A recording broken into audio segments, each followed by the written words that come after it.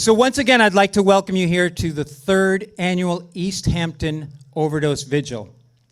My name is Peter Babineau. I'm the director of Learn to Cope West. We're a peer-led network of families and loved ones of people affected by substance use. We have a center here in the Eastworks building. We're 2 doors down from the registry, right next to the ballet. Stop in and say hello.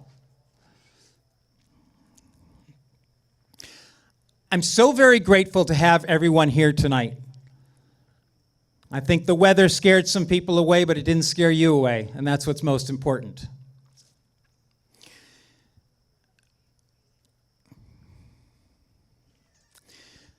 So I told you my name. My name's Peter. I'm a person in long-term recovery. I'm also the dad of a young man affected by chaotic substance use. Back in the day, when I was running the street, I was known to show up at the spot and say, "What's good? Who's got it?" So I want to tell you what's good. What's good are the 2 products that I'm trying to push tonight: hope and love.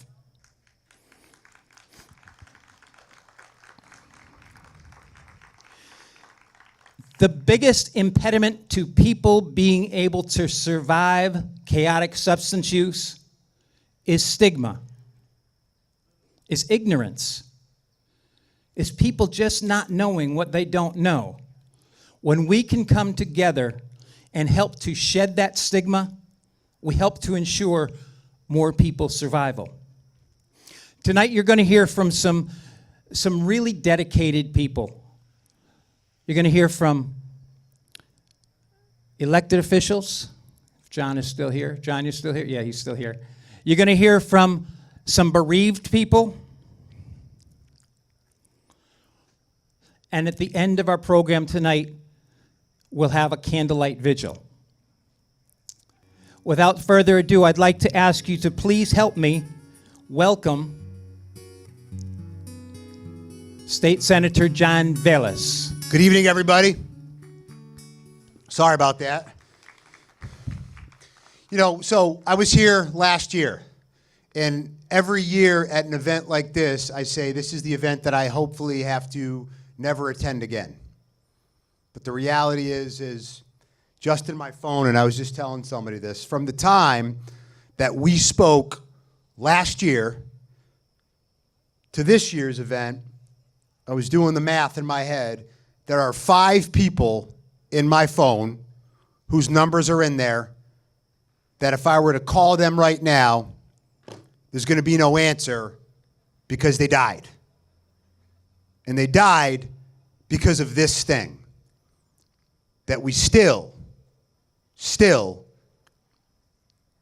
can't get our hands, our fingers, whatever you want to say, around it. To the family members who are here, who have lost loved ones, God bless you. God bless you for being here. God bless you for honoring being here. God bless you for continuing the fight to try to make it so that another family member, another friend, another someone, that pain, that grief is something that maybe they will not have to go through. I am so sick and tired of losing friends, of losing buddies to this disease. I've got many people here tonight that I'm friends with from the recovery communities. And if we totaled up all of our buddies, again, that we have lost since just last year, the numbers would be staggering. I'm sick and tired of it. I'm sad. I went to a funeral about 5 weeks ago, and I saw, it was right before we went up to the casket, and there was a letter that is seared in my mind because I have a 2-year-old at home, and it was from the deceased 2-year-old son. And it said, "Daddy, I love you. Sorry, I'm not going to be able to grow up with you." It broke my heart. I'm so sick and tired of the number of people that we are losing. We must do better. To the organizations that are here, that I see every year, you are the boots on the ground. You are the people that if we have any fighting chance of pushing back on this, of minimizing it, of making it just a little bit better, it's going to be because of you. I want to address one thing before I stop talking. In my job in the legislature, I am the Senate chairman of the Mental Health, Substance Use, and Recovery Committee. And there is a phenomenon out there known as harm reduction. There are many people here that are involved with harm reduction. Harm reduction at the most fundamental level is keeping people alive.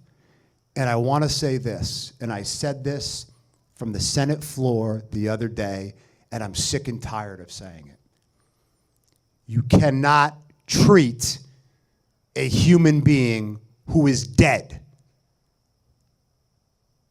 You cannot treat a human being who is dead. You know, tell that to that 2-year-old that this mode of recovery is better than the other.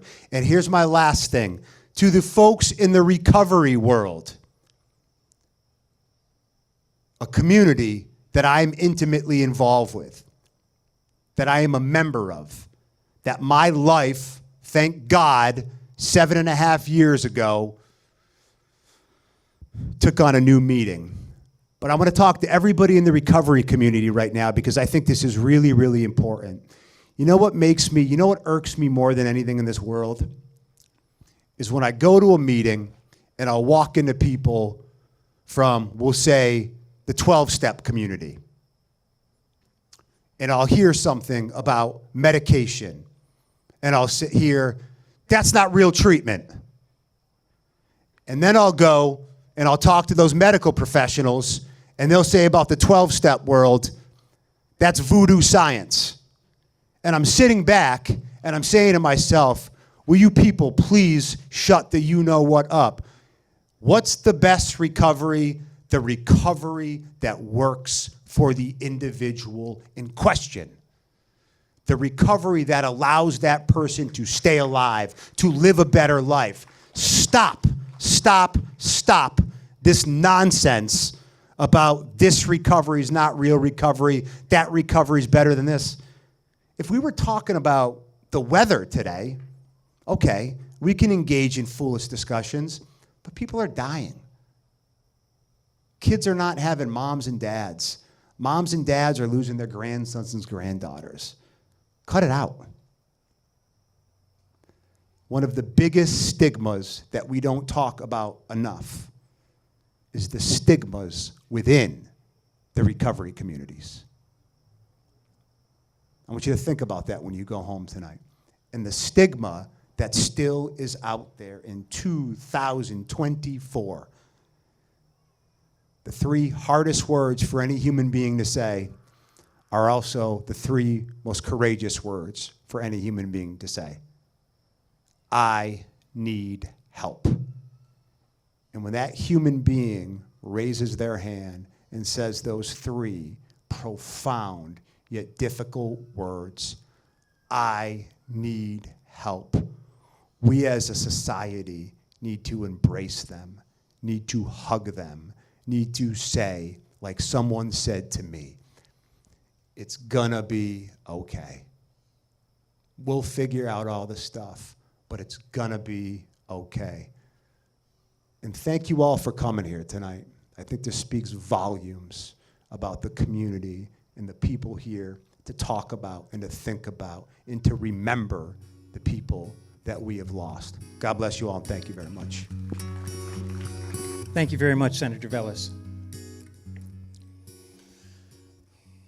Before we continue on, I wonder if we could take a moment of silence for a young man that Easthampton lost recently. His name is Rodney Yankson. There's a shrine to him in the parking lot. I don't know what happened. I don't know how or why Rodney wound up where he did. But what I know is Easthampton is suffering a little bit more because of his loss. So if you would, please join me in a moment of silence for Rodney Yankson.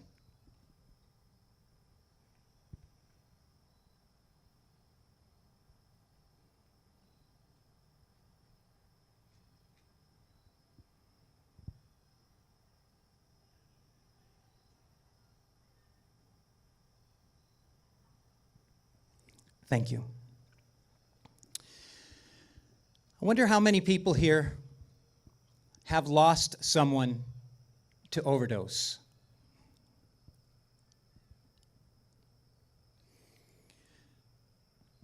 I wonder how many people here know someone that lost someone to overdose.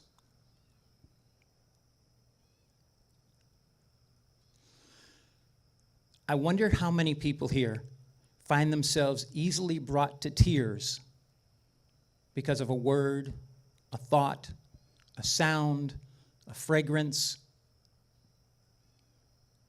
a cardinal, a dragonfly, a stack of dimes. How many people have that connection that you know will always be with you?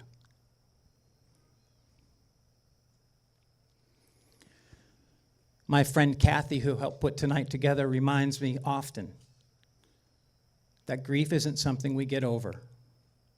Grief is the cost of loving someone. I would rather grieve than never have known the people that I've lost.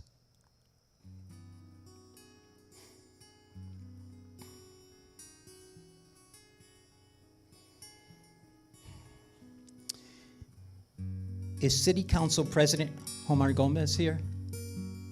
Homar, please join me at the stand. Hello, everybody. Let me start saying, in behalf of the mayor's office and on behalf of the city council office, welcome everybody to Easthampton. 2 years ago, my mom called me. I talk to my mom most of the time, like twice a week. But when she says something like this, it's because something happened. She say, Omar, are you okay? She knows I'm okay because I answered the phone. But that means that I'm not gonna be okay after she told me the story. She talked about Eliezer, my cousin. They found him dead because of overdose. And then she told me, you have to call your brother to let him know. That was one of the hardest things that I ever did in my life. Tell my brother, my cousin, our cousin, that we treat him as a brother, is not with us anymore. It was tough. I know about that.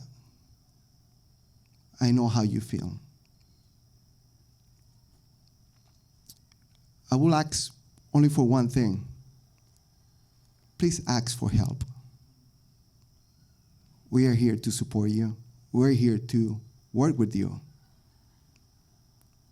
And I'm glad that before me, there was Senator Velis talking, because this is not a job, this is not work just for the families.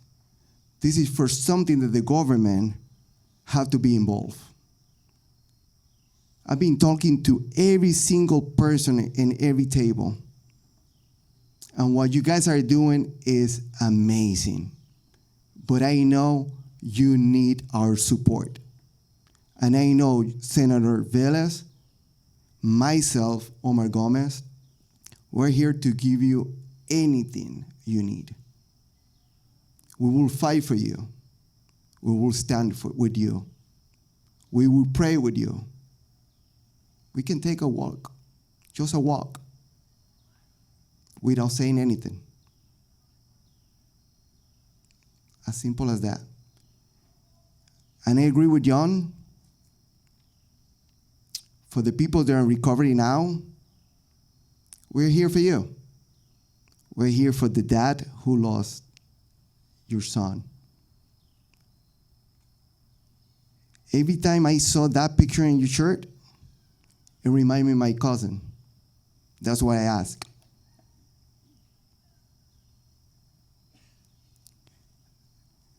I don't know how you guys can be here, because this is really emotional. And I give it a credit. It's not easy. No, not easy. I'm not going to talk as much as John, because he loves to talk more than me. But I will say that please, please, keep doing what you're doing. Because the stigma is so bad, and we love to judge people, that we have to stop judging people because how they look, what they're doing, and we need to start helping more. That's the reason we are here. That's our commitment, and I'm going to talk in behalf of the senator. That's our commitment. We're here to help. We're here to work with you, and don't feel afraid to ask for help. Thank you. Our next speaker is a young woman who I first heard speak 3 or 4 years ago, who impressed me deeply because she's real. And sometimes you go to events like this and people talk all sorts of stuff and claim all sorts of things. Our next two speakers are people who live this. I almost said lived, but when you lose somebody, that doesn't stop. I would like to ask you to please help me welcome my friend Lindsay. Come on up, Lindsay. There's no way around grief and loss. You can dodge it all you want, but sooner or later, you just have to go into it, through it, and hopefully come out on the other side. The world you find there will never be the same as the world you left. This is a quote by my brother's favorite country artist, Johnny Cash, and it honestly couldn't be more fitting. I wanted to start with this quote because for so many of us here, our worlds are different. We don't live in the same world and reality that we once did when our loved ones were here with us. We no longer live in the world before substance use disorder took the lives of the ones we are forced to miss every day. My name is Lindsay Warbiscus, and I grew up here in Easthampton, and I work in a nearby city, and I've seen the effects that substance abuse has had on members of these communities, coworkers, some of my students, friends, and families. Not only have I witnessed it, but I've also experienced experienced the effects myself, an experience no one should ever have to go through. My world started to change forever long before July of 2017. In 2015, my mom flew out to Arizona, where I was living at the time. It was at that time that she told me that my younger brother had been using drugs. It had been over a year since I had last seen or spoken to my brother. I had received a text from him the year before saying, "Good luck in Arizona." But I was so angry with Danny. Why would he turn to drugs? What had happened? Danny and I were close when we were small, and we grew up playing with our dog Mandy, going on family vacations my parents had saved up for, and spending time playing dress-up and make-believe with our cousins. As we grew older, my mental health issues became more prominent, and I took a lot of my own issues out on my family, and that included Danny. From there, we drifted apart. We barely spoke, and if we did, it was a lot of arguing. We would see each other, but it wasn't the same as when we were younger. I always thought that there would be plenty of time to change or fix things, and that's when we were both ready. But that time was stolen from us. It was stolen from me, time that we will never get back.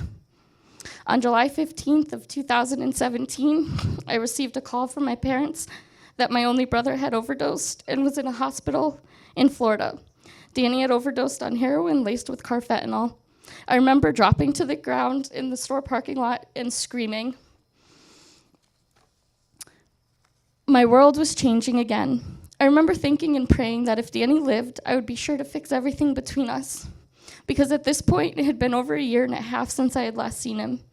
It was Christmas of 2015, and I had been so angry because he had been out drinking and we had barely spoken. It was the longest 2 weeks of my life as I waited by my phone while my parents waited with Danny as he lay there unresponsive. Then on July 31st of 2017, my dad called to tell me that Danny was gone. My little brother had taken his last breath with both of my parents by his side. My world had just changed. It was completely shattered. Addiction had won. This horrible disease had won. My only brother had died, and my family was broken. Why bring up some of the struggles of mine and Danny's relationship? I want people to see those that are considered as the forgotten grievers, the siblings that are left behind. Not only did I lose a sibling that day, but I also lost a part of each of my parents. They will never be the same parents that I once knew. And I also want people to understand that although that you may not have the best relationships with your loved ones, it doesn't necessarily mean we don't care. It doesn't mean we don't want to fix things, or that we didn't care enough to try, or that we don't love you. Some of us had great relationships, others didn't. Danny and I didn't, but that doesn't mean I never cared. I loved Danny and cared very much, and I will miss my brother every day for the rest of my life. It's been a little over 7 years since Danny has died, and in that time, I've struggled with a lot of guilt, anger, sadness, and so many other emotions. So many emotions that other loved ones are feeling as well. So many people have lost their battle with substance use disorder since 2017. I think about how many loved ones, hundreds, thousands, have thought, I wish I had had more time with you. What could I have done differently? Why didn't we fix things? These are just a few of the questions I've asked myself over the past 7 years. How many families have had to write the obituary for someone they loved and cared for so dearly? Daniel Thomas Warbiscus, 26 years old, from Easthampton, Massachusetts, was known for his fun personality, his love of family, friends, and fishing, and not necessarily in that order. He also loved to work, and he worked hard. Although he was young, strong, and stubborn, Danny couldn't overcome the horrific disease of drug addiction. Addiction doesn't discriminate. It doesn't care how you look, how hard you work, how much you are loved, or how hard you fight. Danny fought hard, but sadly, after a 17-day hospitalization due to a drug overdose, he passed away on July 31st of 2017. That was the first paragraph from Danny's obituary. My parents had to write that.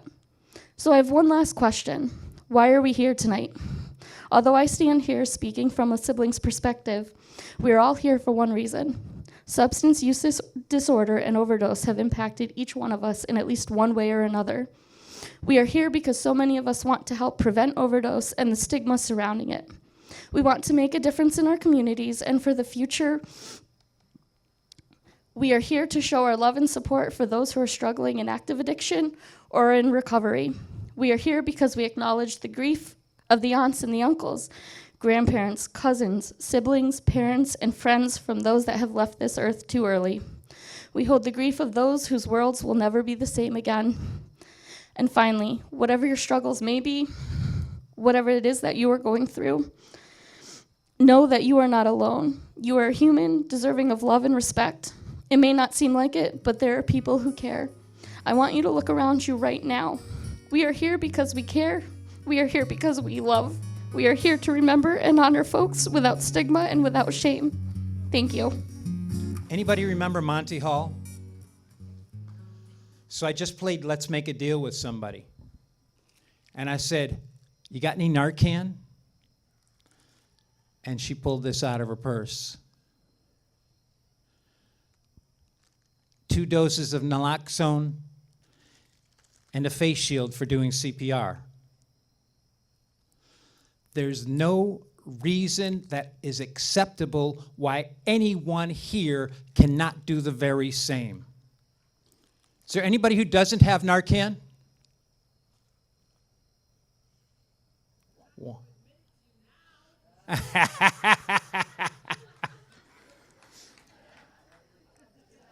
So naloxone is now available over the counter. You can get it at drugstores, you can get it online, you can get it from Amazon.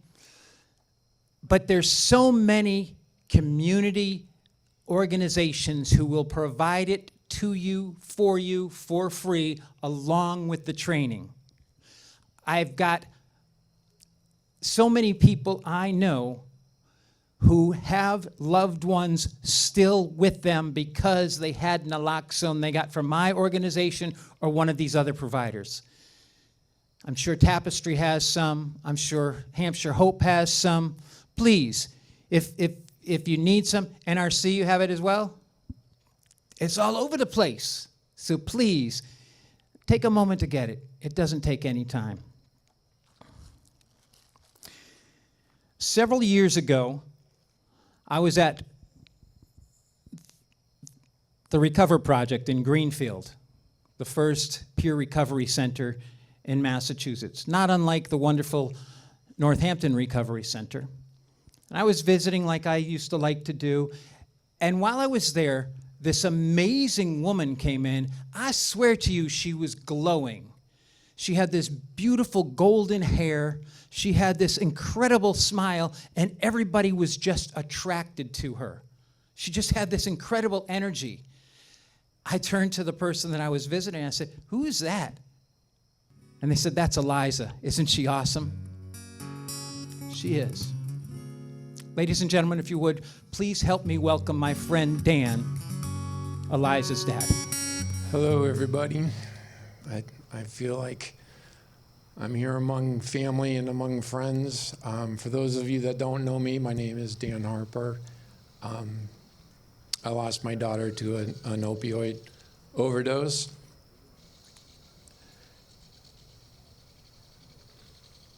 Peter asked me to speak this year, and I started thinking about what today is all about. Overdose awareness, yes, but international overdose awareness. And so I started to do a little bit of research about, like, how big is the problem? What does international mean? And you know, just some of the numbers that came up. 61.3 million people internationally are using opioids. That's twice the number as 10 years ago. So this is a huge problem, right? Coming down into nationally, what are the numbers nationally? 105,303 people lost their lives last year. That's a ridiculously huge number. And what is that number? I'm a visual person, and I don't get what 100,000 is. What I do get is going to Fenway Park on a nice summer night, and the place is packed. And you walk into Boston's living room, and there's just this energy in this park, and there's people everywhere. Imagine that day is a doubleheader. They empty the park, they fill it up again. 2 Fenway Parks. But maybe this day is a triple header. They empty the park again, and then a third wave. Fenway Park filled up 3 times. That's what we lost last year.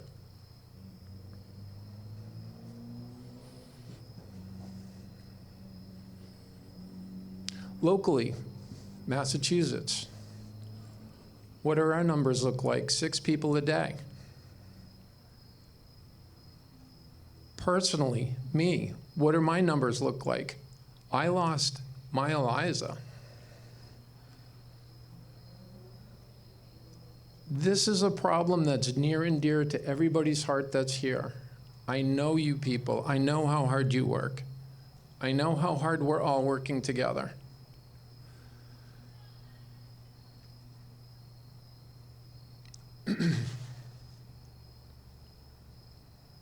So the other part of international awareness is, I think that the theme this year is think globally, act locally.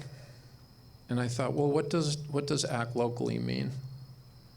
And I thought, I wish that I today could talk to 6 years ago me, and I would have a little bit of advice to share. The first bit of advice: knowledge is power. Baseline. If you don't know what the enemy is, what addiction is, learn it. If you have never heard Ruth Potee speak, listen to her. This is a disease of the brain. That truth right there set me free and allowed me to have a more compassionate, understanding relationship with my daughter. I met Ruth Potee at a Learn to Cope meeting. Saved my life with my daughter. The compassion, like I said, lets you, with the knowledge that you can relate to the person that you're supporting. You can be on their level. And you can understand, maybe you haven't experienced what a withdrawal from heroin is, but maybe you've experienced trying to give up coffee. Maybe you can take a little bit of a thing that you do every day and think about that and relate it to what they're going through and have that compassion. Courage to reach out. Courage is huge to fight this thing. Reach out to people you know that need help. Offer to go to a Learn to Cope meeting with somebody who's struggling. Getting across that threshold into that first meeting is so challenging and so daunting. It's a big stigma wall. I was having ice cream with friends of mine a few years back, and there was an older gentleman having ice cream with his, I would imagine, teenage granddaughter. And I thought, oh, isn't that nice? And then I noticed that his granddaughter was starting to nod out. And to this day,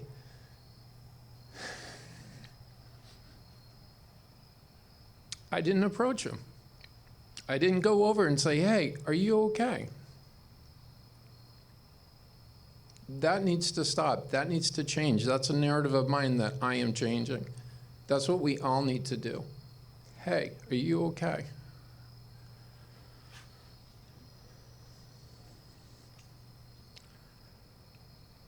And then finally, I think honesty, right? All of the things together, if I can have this honest conversation 6 years ago with my daughter, I love you unconditionally. I will never stop believing in you. My trust in you right now is on hold. That's something we'll talk about later. But you're going through this thing of addiction, and I know that's changing your personality and your behaviors, and there's things that we can just shelve. But addiction is not a moral failing. It's not a failing of my daughter. It's not a failing of me. It's not a failing of my family. It's a disease of the brain that we need to understand. And we need to meet people where they're at. And I will also put in just a last plug for harm reduction. Harm reduction was mentioned earlier today. Harm reduction is it's the best weapon that we have. This is a huge disease, as we've seen from the numbers. But the harm reduction of fentanyl test strips, clean needle exchanges, Narcan distributions, and also new technologies that haven't yet been developed. Be open to those things, because that's how we move this forward. I know I'm preaching to the choir here. And I just want to end by saying I appreciate all of you for being here and doing what you're doing. Because this is it. This is how communities get it done. Thank you. So we've heard some about harm reduction. We've heard some about Narcan. We've heard some about addiction. I just want to say briefly, we're in an era where people are overdosing without being addicted. The drug supply is so contaminated right now with xylazine, fentanyl, nitazines are coming this way, metadidine. It's really important that people are aware that this stuff is all over the place. People are unaware what it is they're consuming, and as a result, we've lost people to that. It's really important that we get that message out there. The drug supply is hazardous, is deadly. We need to respond. Where's my friend Emma? There she is. Emma, who's distributing candles? Nice, they're already distributed. What I'm going to ask people to do is if you could come to the front and gather closely.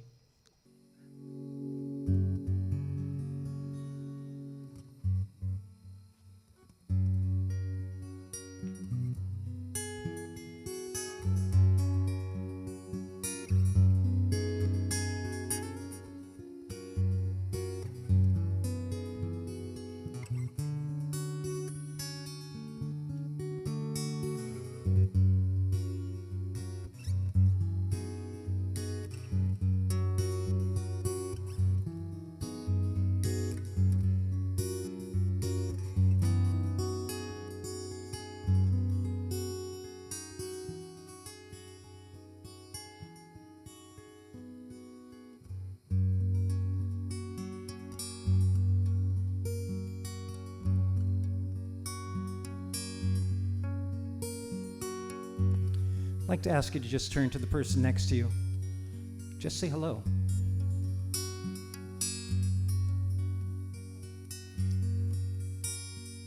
And maybe even say, I see you. I care about you. I'm here for you.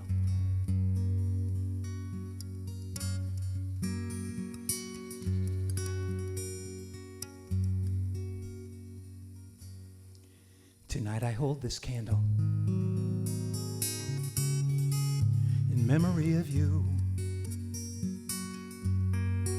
Hope in some way, somehow, my love will shine through. I close my eyes, lost in the glow. There are so many things I want you to know.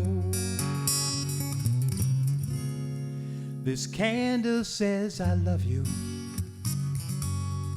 This candle says I miss you.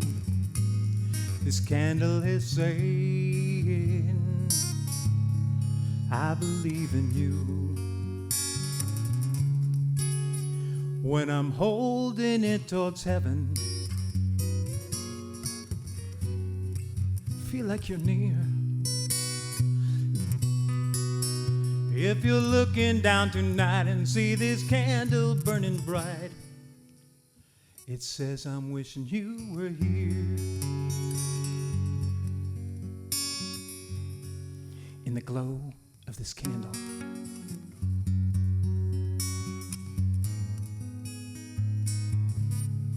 I can almost see your smile. Carries me away for a little while to another place, to another trial, where all it took to light up my world is that beautiful smile. This candle says I love you.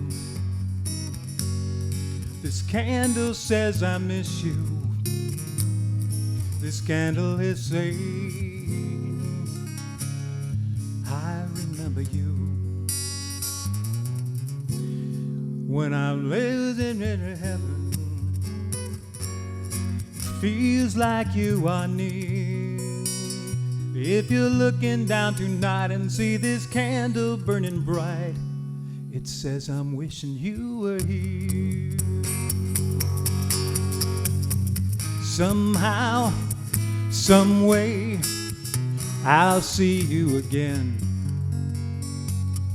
I hold you in my heart until then.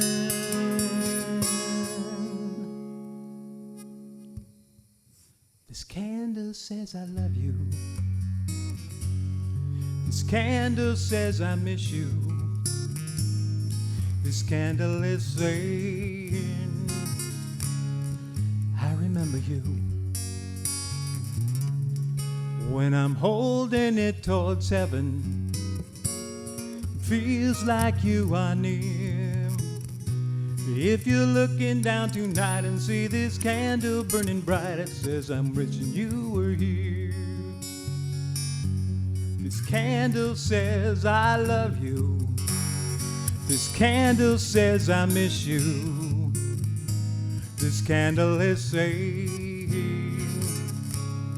I remember you. When I'm holding it towards heaven, it feels like you are near. If you're looking down tonight and see this candle burning bright, it says I'm wishing you were here. If you're looking down tonight and see this candle burning bright, it says I'm wishing you were here.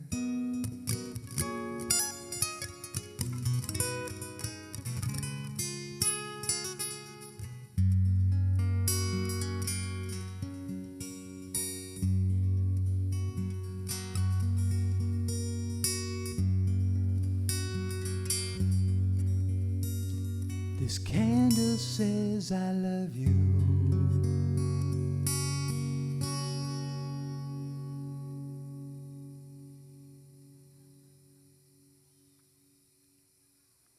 Would we please take a moment of silence for all those that we've lost, for all of those who love them, and for all of those who are at risk tonight. Please take a moment of silence.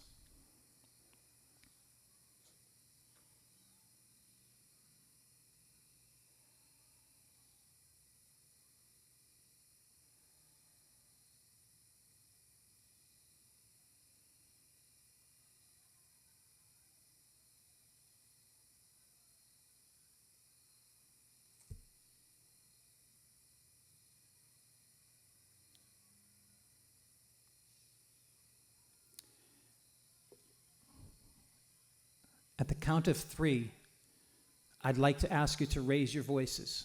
Raise your candles, raise your voices, raise your eyes towards heaven, and call out the name of the person or people that you've lost. As long as we say their name, they're always with us. Say those names nice and loud. 1, 2, 3. Mike, Pat, Amy.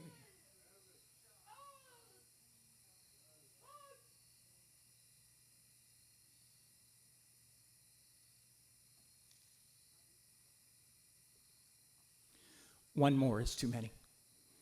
Thank you all for being here tonight. Good night.